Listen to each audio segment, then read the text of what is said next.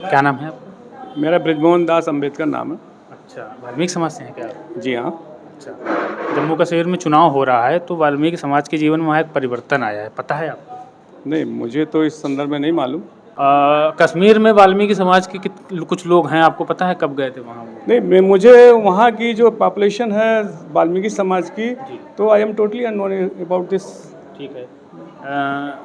क्या कर सकते थे वहाँ वो लोग 2019 से पहले, मतलब क्या नौकरियाँ कर सकते थे वो? देखिए, ये तो शिक्षा पर निर्भर है। अच्छा। जो शिक्षित है, हमारे समाज में हम लोगों को गुमराह किया जाता है, हमारे और दूसरे पार्टियों को लोगों को गुमराह किया जाता है कि इनके समाज में पढ़े लिखे लोग नहीं हैं।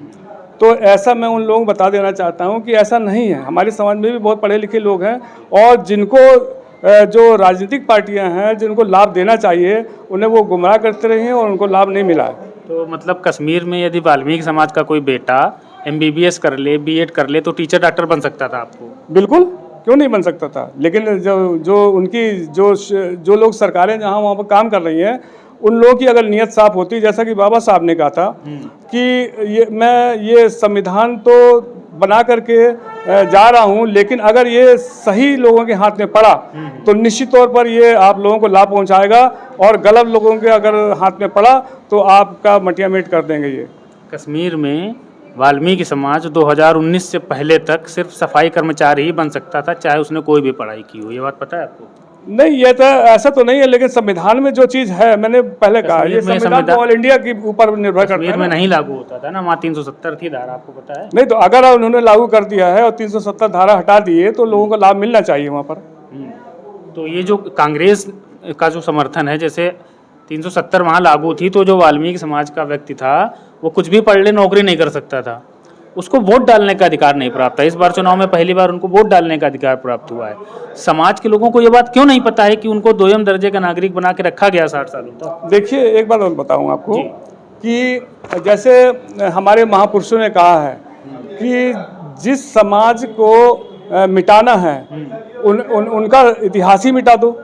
तो ये चीज़ लागू होती है प्रदेशों में कि उन्होंने जो है हमारे समाज को और हमारे लोगों ने ये बात जानी कि इतिहास मिटाने वाले कौन लोग थे और लाभ दिलाने वाले कौन लोग थे। तो आज तक ऐसा मुझे नहीं दिखा। कश्मीर में वाल्मीकि समाज को वोटिंग के अधिकार से, नौकरी से वंचित करने वाले कौन लोग थे, कौन सी पार्टी थी?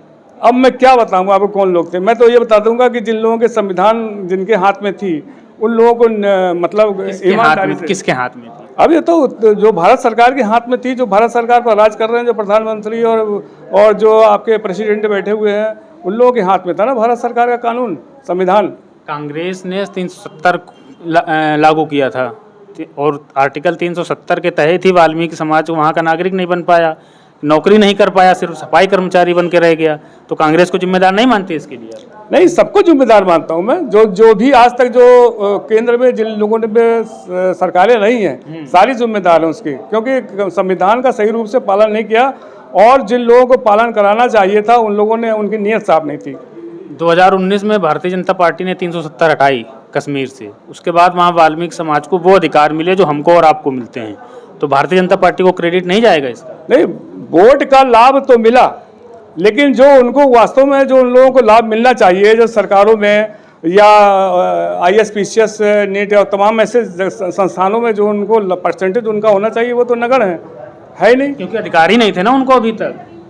ऐसा नहीं है। अरे ऐसा नहीं है, क्योंकि अभी कश्मीर के वाल्मीकियों को सारे अधिकार थे जो हमको आपके नहीं, अभी तो नहीं थे, अभी तक तो नहीं थे। 2019 से पहले नहीं थे ना। हाँ जी। हाँ। तो अब जो है, तो ये तो अगर उनको जिम्मेदारी मिली है और इन्होंने इस तरह की प्रक्रिया को वहाँ लागू कर दिया, तो निश्चित तौर पर उन लोगों को लाभ पहुँचाना चाहिए। तो उसके लिए भारतीय जनता पार्टी को क्रेडिट नहीं जाएगा, नरेंद्र मोदी का क्रेडिट नहीं जाएगा? जब मिले तब ना हम क्रेडिट की बात करें। जब हमको लाभ मिले, जो एडवांटेज है, जो हम लोगों को जो अभी तक लाभ नहीं मिले, उसके लिए कांग्रेस को दोषी मानेंगे? नहीं, तो वो तो सभी दोषी हैं, सारी राजनीतिक पार्टियां दोषी हैं उसकी। अगर मान लो इन्होंने तो भारतीय जनता पार्टी थी भी नहीं, फिर भारतीय जनता पार्टी कैसे दोषी हो गई? बिल्कुल दोषी है उसमें, क्यों नहीं थी। अभी अटल बिहारी वाजपेयी की सरकार रही केंद्र में। इनको ले जाने वाले जो वाल्मीकि समाज के लोग थे, उनको वहाँ कश्मीर में ले जाने वाले कौन लोग थे? भाई, मेरी इस जानकारी में नहीं है कश्मीर में ले जाने वाले लोग थे, क्योंकि उनको तो ऑल इंडिया, मतलब जब ये पूरा जो भारत का जो संविधान है, भारत की जो संविधान पढ़ा है? संविधान पढ़ा है? बिल्कुल पढ़ा है। कश्मीर में क्या लागू था भारत का संविधान? नहीं लागू था तो अब लागू हुआ है, तो अब आप लाभ दिखा रहे हैं। लागू किसने कराया है? आप जो सरकारें नहीं है केंद्र में जो सरकार उसने लागू कराया है। तो इसका क्रेडिट नहीं देंगे? क्रेडिट जब मिले तब ना, हम कैसे विश्वास कर लें अभी इस बात पे? अभी तो सिर्फ चर्चाएं हो रही हैं, जब क्रेडिट मिले तब देखा जाए उसके बारे में कि हाँ भाई क्रेडिट कौन दे रहा है कौन नहीं दे रहा है। मतलब वाल्मीकि समाज के साथ वहाँ जो हुआ उसके लिए कांग्रेस जिम्मेदार नहीं है, भाजपा को भी। जहाँ ऑलरेडी एक कानून लागू रहा है वहाँ सरकारों ने कितनी उनके साथ में ईमानदारी से काम किया है और कितना लाभ पहुंचाया जहाँ पर सरकारें रही हैं। क्या अधिकार नहीं थे आपको? क्या अधिकार नहीं दिया?